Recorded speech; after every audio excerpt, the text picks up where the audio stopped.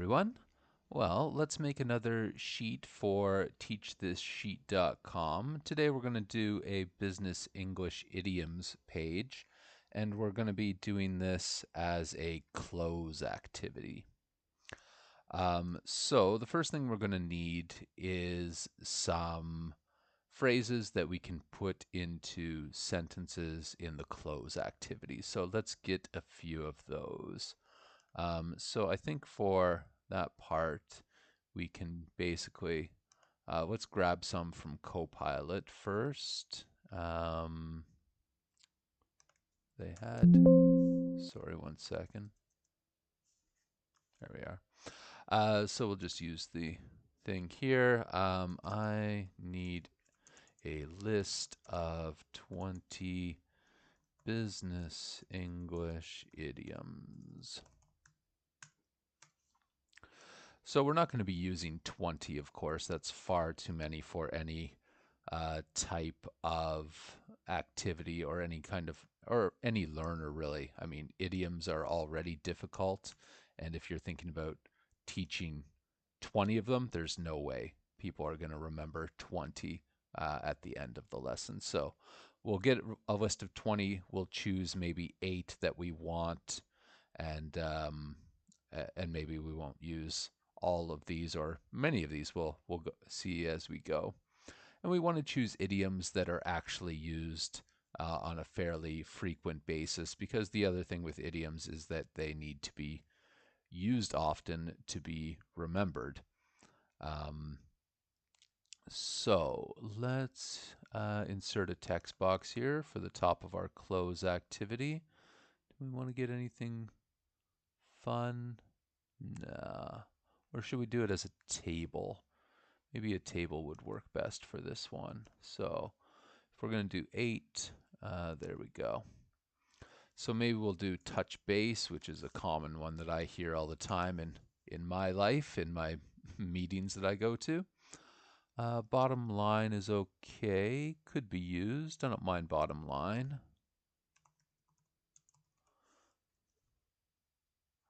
Can be used in a couple of different contexts, so it gets used a little bit more frequently. Cutting corners I like. We'll fix that up in just a second. Get the ball rolling's not bad.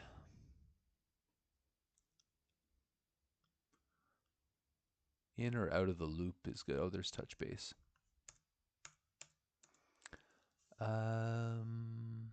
Okay, what else should we choose here? Bottom line we had. Big picture, blue sky thinking. I mean, you hear those, but I wouldn't say they're used. Maybe big picture is used a little bit more than blue sky thinking. Blue sky thinking is really only used in that one situation. In the loop, I think, is a good one. Let's use in the loop.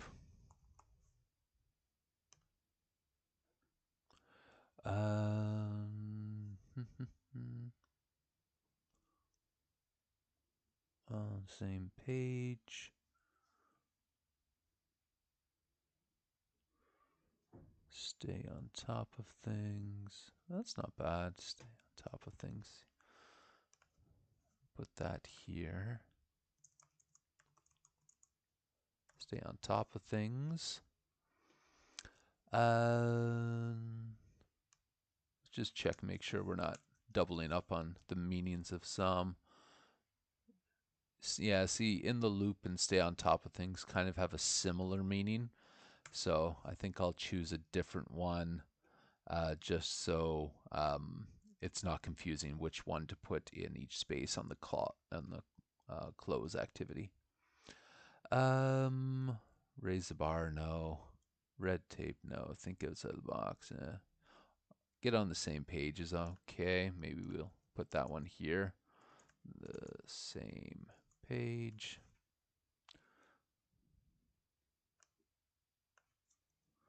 Move the goalposts is an okay one, but I don't hear it all that often, and really is only used again in that one situation where it's important that you maybe understand it, but it's not a very flexible one, so maybe not the first one you want to learn. Ballpark figure is pretty good, although I would guess that that's pretty American. I'm not sure if British English talks about ballpark figures. Big picture. Get the ball rolling. Learn the ropes. Yeah. Out of the loop. We have in the loop. In the loop, out of the loop.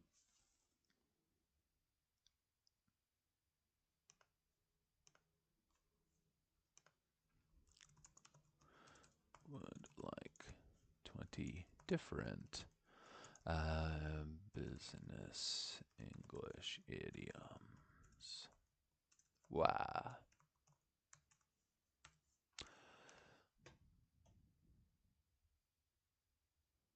On the back burner, buy the book. Yeah, yeah, mover and shaker, pull the plug. It's not bad. I'll put in pull the plug for now. It's not bad. So you get these like burning the midnight oil, like you hear it, but I don't think it's one that you need to learn right away. On the same page we've already used on the back burners. That's not a bad one either.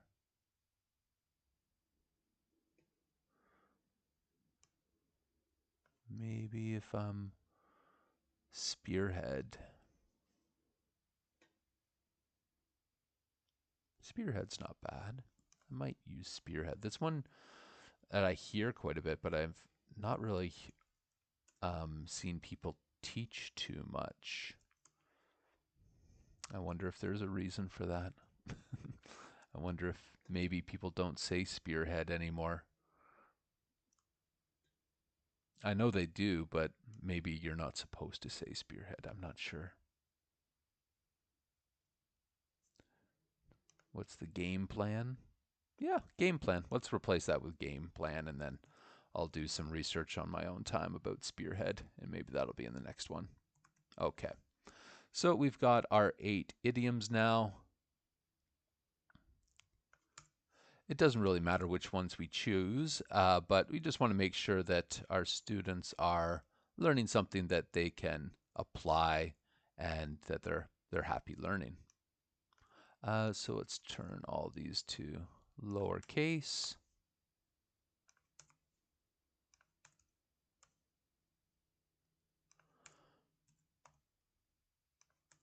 And then let's find a way to put all of these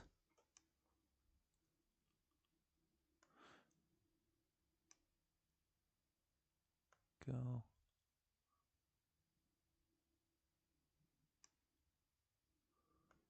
Stuff it.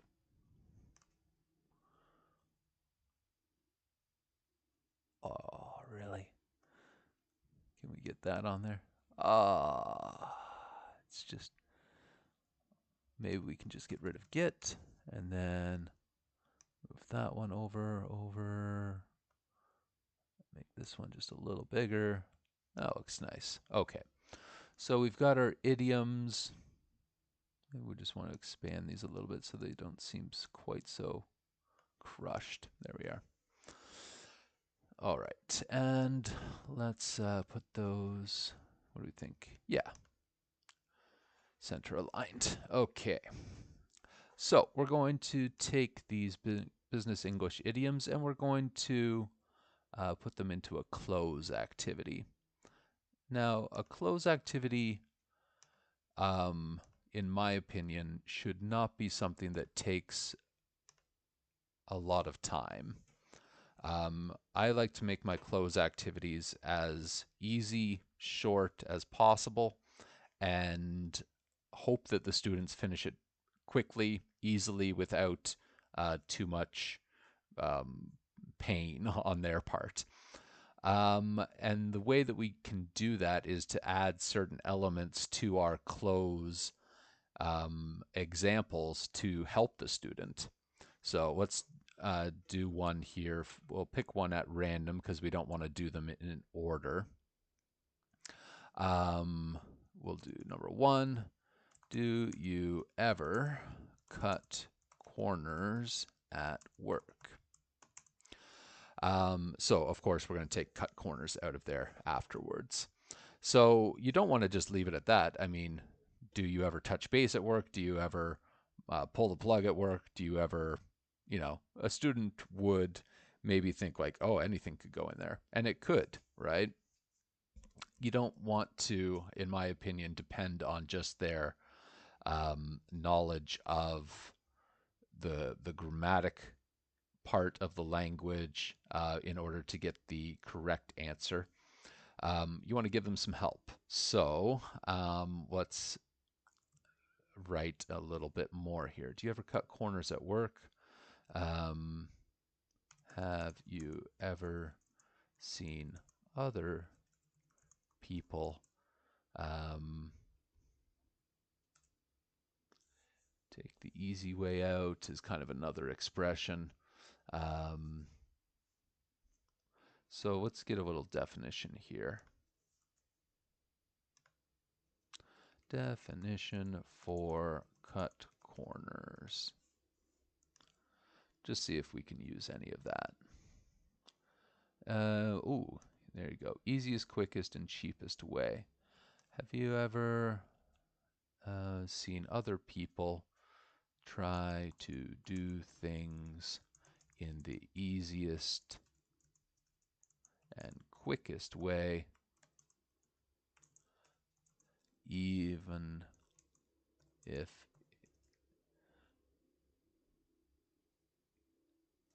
have you ever seen other people try to do things in the easiest and have you ever seen coworkers try to do things in the easiest and quickest way, even if have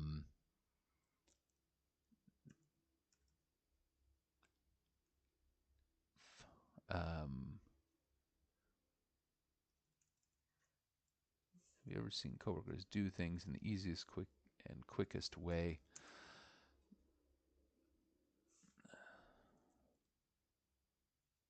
Seen coworkers sacrifice quality to do things in the easiest and quickest way.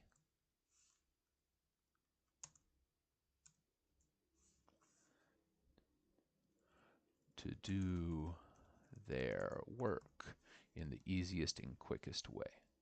Let's just see how that sounds. Do you ever cut corners at work? Have you ever seen coworkers sacrifice quality to do their work in the easiest and quickest way? So this right here now is basically the definition of cut corners. So now we're going to take out cut corners quality. We're going to take out cut corners from our sentence and we're going to replace it with our gap. And now it might be hopefully much easier for our student to find the right answer to place in that space. And of course, when we go to write our instructions, 14,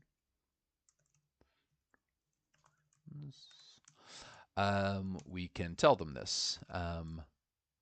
Place the business English idioms into the correct spaces below.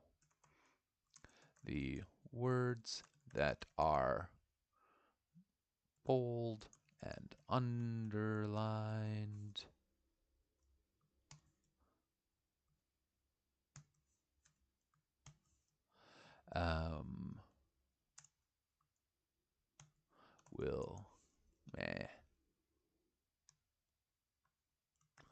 will give you a hint about the meaning.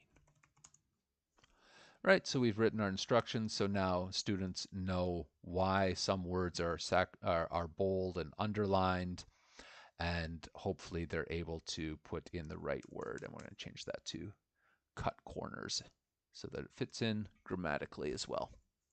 All right, we're going to continue to do this for the other 7 ones on the page. So let's choose another one, ballpark figure maybe. So what could we have there? Oh, the other thing that you'll notice there is that I made the close activity questions. These are discussion questions. So I like to get the close as the close should just be to introduce these terms, and then it should not be the full activity. The full activity should be always geared towards speaking, most cases, I think. So this close is going to be done in that way, where we take these words and put them into the spaces, and then afterwards, let's put that in the instructions. After you are finished, use the completed discussion questions and have a conversation with a classmate. Finished. Maybe I'll switch that around. After you are finished, have a conversation with a classmate using the completed discussion questions.